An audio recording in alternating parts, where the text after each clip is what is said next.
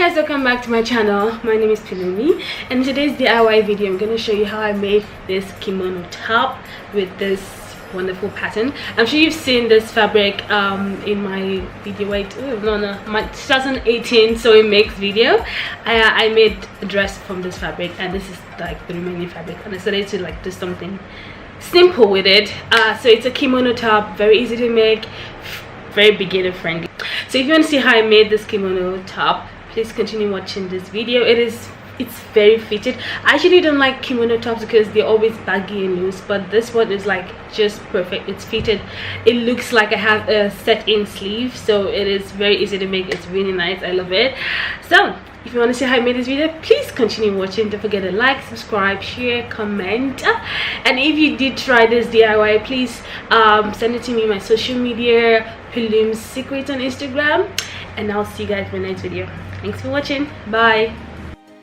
As I've mentioned before, this is leftover fabric from the dress I made. It is a non-stretch crepe, but you can use any fabric you have available, cotton or just any non-stretch fabric will be good for this project. For this project you need matching thread, pins, scissors, tape measure, tape rulers, a bias binding, your chalk, your button, and more rulers or anything for taking measurements, and your fabric, and that's it. I fold the fabric into two halves, so I have two folded edges for both the front and the back of the top. All the measurements I use will be in the description box.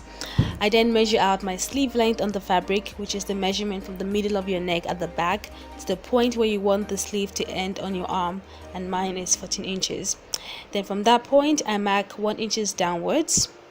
Next, from the edge of the fabric I measure 3.5 inches for the width of my neck hole and 2 inches for the depth, and then I draw that with a French curve. With a line I connect the edge of the neck hole to the sleeve length point, and then I mark out my armhole length, which is 10 inches on both sides of the fabric, and then I connect with a line. Next, you mark your bust point measurement on both sides, which is taken from the base of your neck to your bust point, 11 inches for me, and then you connect that with a line.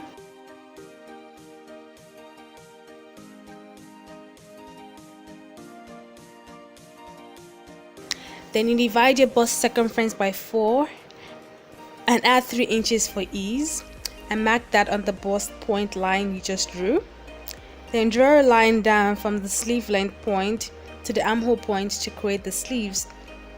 On that point, mark 1 inch inwards because we don't want the sleeve line to be straight. So then you can redraw the sleeve line so it's slanted inwards by 1 inch. Connect the armhole point to the bust line point using a curve which will serve as the armhole curve.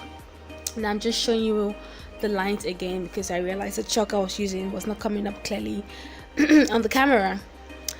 Okay, so starting from the neck point, measure the length of the top depending on how long you want it to be. I use 22 inches.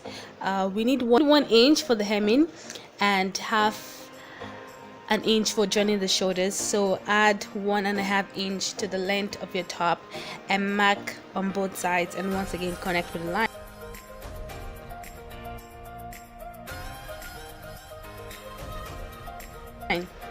Next, on that hemline, mark the hip circumference divided by 4, and then connect that point to the bust line point you drew previously. That will serve as the side of our top.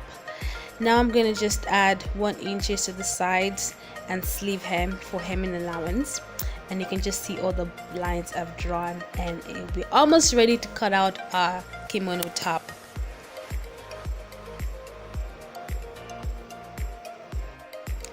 Now it's the point of no return, the cutting. Once you start cutting, there is no turning back, so you need to make sure that you've measured everything correctly. And now I'm just going to cut along the lines we have drawn previously, and our top will be ready for joining.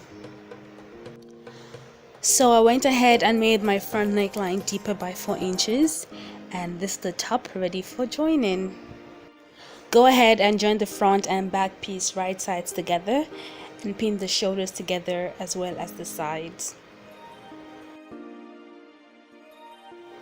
Once you're done pinning, time to go to the sewing machine to sew the shoulders together as well as the armhole and the sides, and do the same for the sides. And don't forget to leave the sleeves open and the neck open as well as the bottom hem. If not, you cannot get into your dress. So don't make the mistake to sew everything round.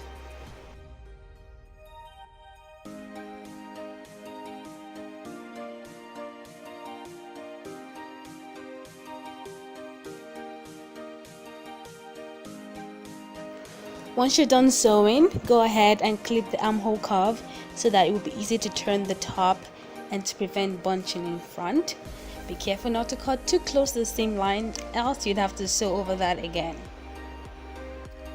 Fold the top in half and make a slit that is about 4 inches deep at the center back. I did not cut this previously because I did not want the slit to fray and get longer than I intended to be. From all the maneuvering of the fabric and the sewing, it could get longer.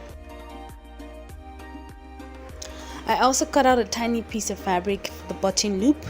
You can cut this as wide as you want depending on how big your button is. I folded the raw edge into the middle and then folded it in half again and sewed it down. Now it is time to finish the raw edges of the neck curve with the bias tape. So turn the top right side out and line up the edge of the bias tape with the edge of the neck curve and pin around the neck curve and also down the slit on the back. Cut the bias tape once you're done pinning. We're going to join the fabric and the bias tape together by pulling the first crease line on the bias tape at the lower edge of the fabric. Once you're done with that, fold the bias tape in and press it down so that it stays inside the top.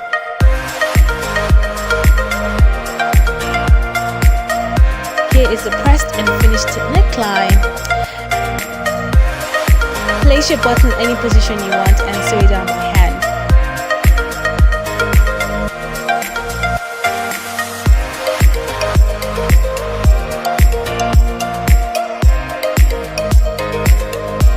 We're now at the final step of finishing our top. Fold the hem of the top by ½ inch and then fold it again to use up the 1 inch hemming allowance we left. Do the same for both sleeves.